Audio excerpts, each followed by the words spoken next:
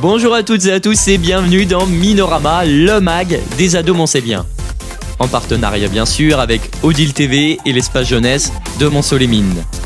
Dans ce numéro, vous aurez de la musique, du patrimoine, de la culture, des chroniques et même, messieurs dames, une performance live. Oui. On accueille tout de suite notre premier chroniqueur qui nous a apporté un petit quelque chose. Oui, bonjour à toutes et à tous. Alors aujourd'hui, je vous ai ramené un cake aux olives et aux légumes, un plat typique du Rajasthan. Ouais, c'est super Paul, mais c'est quoi le rapport avec ta chronique en fait ? Eh bien justement, j'ai eu la chance d'interviewer avec toi, mon petit Didou, le grand Raïs Bharti lors de son passage sur la scène de l'embarcadère avec son spectacle, le Bollywood Mashallah Orchestra. Il était d'ailleurs accompagné d'un de ses amis musiciens, Ustad Liaquat Ali Khan, juste ça, un grand joueur de sarangi. Ah oui d'ailleurs, et le sarangi, est-ce que ce serait pas un instrument typiquement hindou ? Exactement. D'accord, merci Paul. Tout de suite, place au reportage. Bollywood Masala Orchestra, Spirit of India.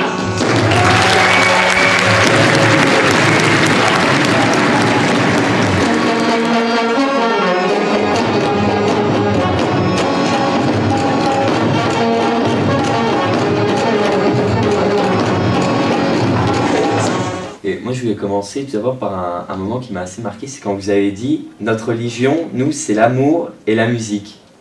Bollywood Masala Orchestra, Spirit of India, on vient d'une famille de musiciens père-fils, depuis 7 générations. Et vous voyez dans le groupe, il y a 2 religions importantes chez nous, hindou et musulmane, qui vivent ensemble. Et pendant 7 mois, 6 mois, 8 mois, on est vu comme une famille. Les musiciens quittent le pays. C'est l'amour de la musique et les danses qui nous réunissent ensemble. Et il n'y a aucun problème des religions. Et aujourd'hui, tout ce qui se passe au monde, on voulait dire que l'amour et la musique, c'est notre religion. Si cette religion elle peut prendre place sur cette planète, on aura beaucoup moins de problèmes. Donc vous avez contribué à faire connaître la musique de vos origines et vous êtes désormais reconnu comme un des ambassadeurs de la musique du Rajasthan. Qu'est-ce qui vous anime dans cette musique ? On aime qu'est-ce qu'on fait, on est passionné par ça. Et pour moi, c'est très important parce que vous voyez l'émotion que maître maestro de sarangi, Ustad Liaquat Ali Khan, il a donné toute sa vie pour cet instrument de musique que vous avez vu, sarangi. C'est un des rares instruments que je joue aujourd'hui, c'est un maestro de sarangi.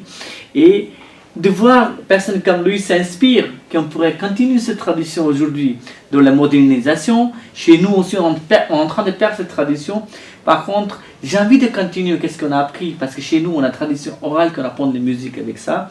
Et quand je vois plein de familles de musiciens qui vivent Rajasthan, des castes de musiciens qui habitent dans différents villages, et avec la modernisation, des gens, ils n'ont pas envie de faire la musique, ils ont envie de changer le métier. Ça veut dire que la tradition, il va perdre. Et moi, je pense, j'ai envie de continuer cette tradition. Qu'est-ce qu'on a appris avec notre famille. J'ai envie de partager avec le monde. Et pour ça, je suis passionné par ça. Et vous voyez, tous les musiciens qui sont avec nous, les danseuses, viennent une caste des familles qui continuent depuis père en fils. Si on ne continue pas, les Bollywood Masala Orchestra se donnent une nouvelle espérance pour des gens pour continuer cet art et culture. À quel moment de votre vie vous avez décidé de quitter votre pays pour aller diffuser la culture partout dans le monde ? Ça fait plus que 17 ans. J'ai quitté mon pays, par contre je retourne régulièrement. On a fait un peu pareil plus que 95 pays, 1100 concerts partout de la monde. Est-ce que vous pourriez nous partager un souvenir, un moment fort qui vous a marqué, peut-être un peu plus que les autres, durant votre tournée ou durant votre vie de musicien ? Pour nous, c'est le moment qui a été partagé et pour nous, on a eu des chances pour jouer pour l'anniversaire de Mick Jagger.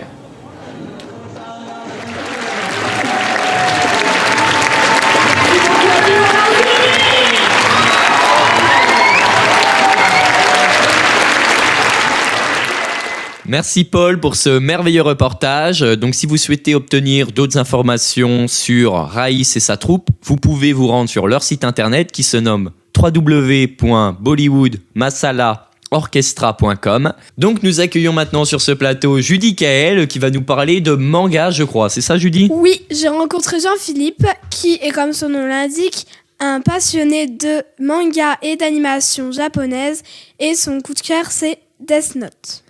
Bien, merci Judy. Et tout de suite, le reportage de Judy Kael et Jean-Philippe sur Death Note. Bonjour à tous. Aujourd'hui, je vais vous présenter un manga assez populaire nommé Death Note. Avant de commencer, je vais vous présenter les différents personnages. Pourquoi tu me balances les mangas ? Pourquoi ? Light Yagami, un jeune étudiant modèle, c'est le premier de sa classe, il est plutôt populaire avec les jeunes filles et il est issu d'une bonne classe sociale. Et c'est lui qui va trouver un objet qui fait tout le nom de la série.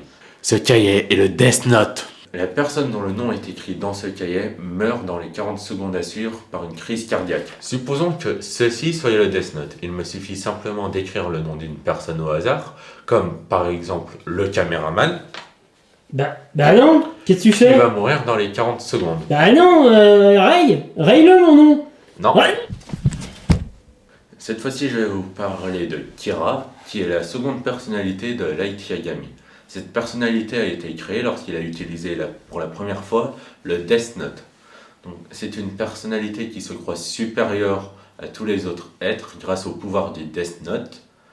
Et il veut faire de ce monde un monde meilleur, sans crime, sans criminels. Bah oui, forcément, s'il n'y a pas de crime, il n'y a plus de criminels. Cette fois-ci, je vais vous parler de Elle, qui est l'antagoniste de Light Yagami, même si c'est aussi un protagoniste, parce que Light Yagami et Elle sont tous les deux des protagonistes, mais ils sont tous les deux des antagonistes, oui.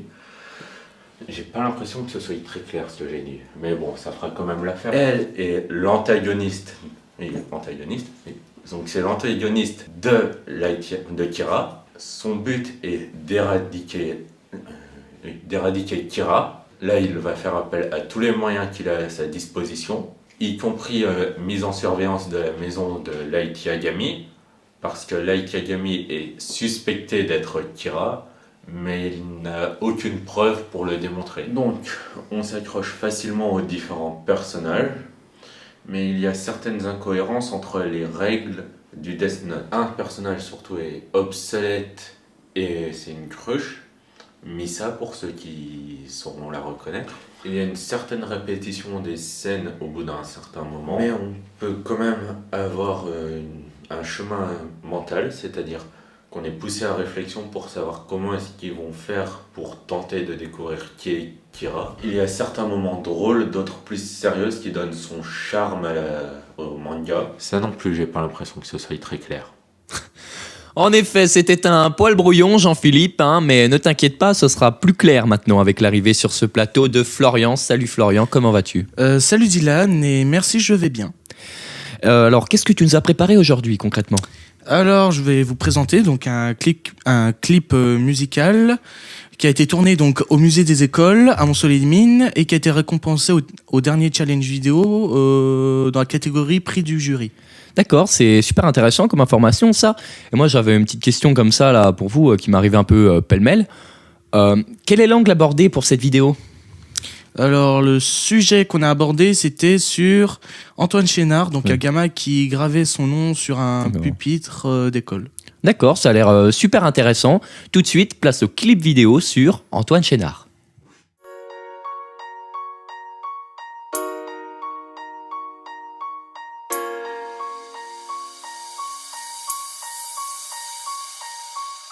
C'est l'histoire d'Antoine Chénard. Ce gamin n'aimait pas le son du claquoir, pas fan du tableau noir, préférant graver son nom sur le pupitre au rasoir. Salle de classe au milieu des animaux empaillés.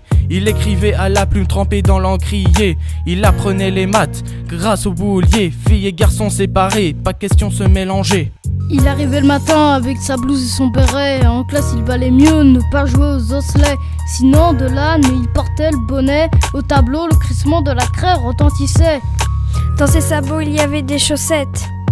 Seul l'instituteur portait des lunettes. Le midi tout le monde autour du poêle avec sa fourchette, sous le regard inquiétant du squelette. Ça rigolait pas avec la discipline, sinon il se prenait des coups de Joséphine. Là, les seuls loisirs c'était les livres dans les vitrines. À l'époque, il n'y avait pas de streaming.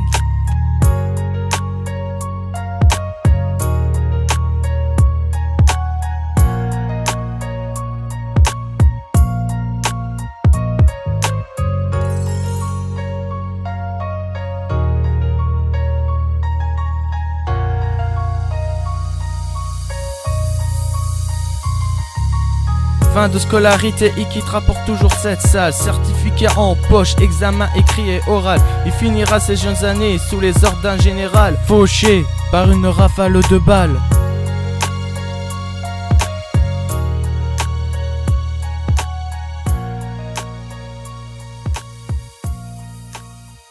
Merci pour ce magnifique clip. Donc pour terminer en beauté, musique un jour, musique toujours, nous accueillons l'auteur, compositeur, interprète et leader du groupe TechPaf. Donc je vous demande d'accueillir Quentin. Salut Quentin, comment vas-tu ? Ça va, salut, ça va, et toi ? Bah moi je vais très bien, j'avais déjà 2-3 questions avant que tu nous chantes un morceau. Pas de souci. Donc déjà pour ceux qui ne te connaissent pas, est-ce que tu pourrais te présenter Oui, donc je m'appelle Quentin et je fais partie du groupe TechPaf, donc je suis chanteur-guitariste dans ce groupe et je suis monceulien depuis toujours. Voilà. D'accord, et depuis quand est-ce que votre groupe existe ? Eh ben, ça va faire 10 ans. Ça va faire 10 ans cette année que le groupe TechPaf existe et puis qu'on essaye de tourner, de faire des concerts, faire des chansons. Donc voilà, cette année on part sur la 10e année du groupe. D'accord, et vous avez quelques chiffres concernant vos tournées, vos concerts, combien est-ce que vous en avez fait à peu près Depuis le début, quelques chiffres, on va dire à peu près 200, on va dire. D'accord. Voilà. Ouais, on a fait on va dire, à peu près 200 concerts sur le groupe. Après, non, le nombre de spectateurs, la moyenne comme ça, non, parce que oui. je n'ai pas. D'accord. Ouais. On n'a pas compté les cafés-concerts avec 4 personnes. Non. D'accord. Et du coup, je regardais un peu ce que vous faisiez et j'ai vu que votre dernier album remontait à janvier 2015.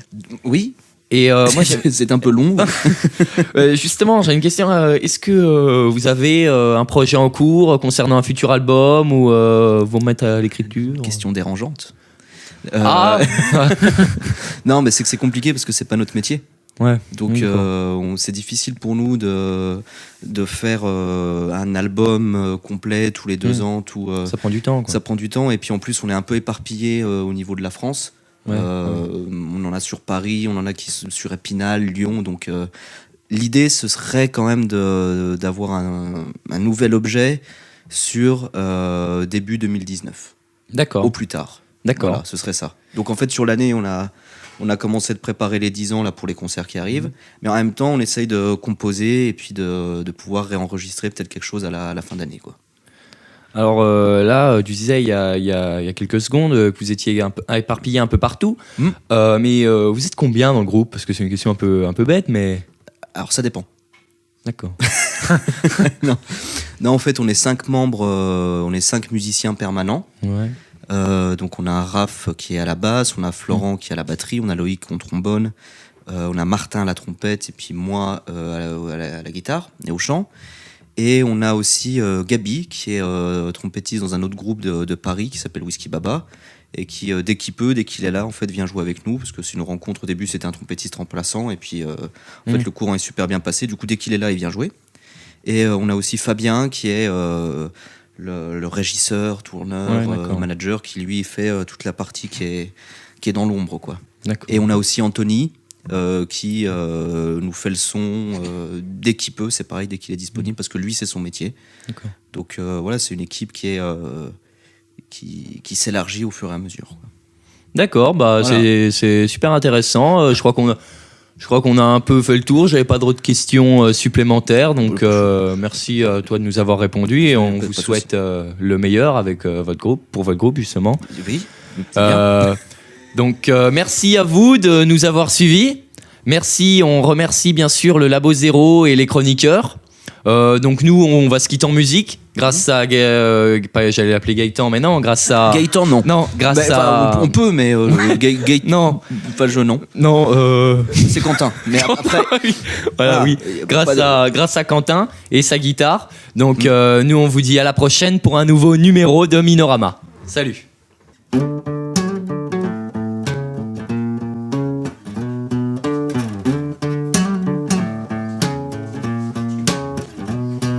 veux bien vous laisser la joie, les sourires, les rires de bonheur, les éclats de rire et les copains et les soirées jusqu'à point d'heure. Je veux bien vous laisser apprécier le confort de votre foyer. Faut d'être humain, pourquoi dont le plaisir détruire est-il demain? Non, je ne me prive pas par principe, au collectif je participe. Quand on partage les émotions, quand on partage les convictions, y a pas de nostalgie d'hier quand le futur est une bannière. Tout ça bien plus qu'un adage. La colère je m'en charge, pam pam padam. Wam padapam pam. Ouais si vous voulez hein. Wap padam. Pa la la la. Wam pam pam padam. Wam padapam pam. Wam pam pam padam. Pa la la la. Si l'amitié est précieuse et que l'amour est rare, je cherche alors mon chemin, mais elle est toujours fermée cette putain de gare. Si je suis l'oreille à la trace, sans arrêt je me tracasse, trahi par le train de ma vie qui dans ce tunnel se fracasse. Alors il n'y a plus d'ambition, y en a-t-il eu à l'horizon? Faut-il aussi vivre pour eux? Mais leur aussi est précieux, j'essaye envers et contre tout de rester l'imperturbable sage. Mais non, je ne suis pas un mage. La colère je m'en charge. La colère je m'en charge. La colère je m'en charge. La colère je m'en charge. La colère je m'en charge. La colère je m'en charge. La colère je m'en charge. La colère je m'en charge.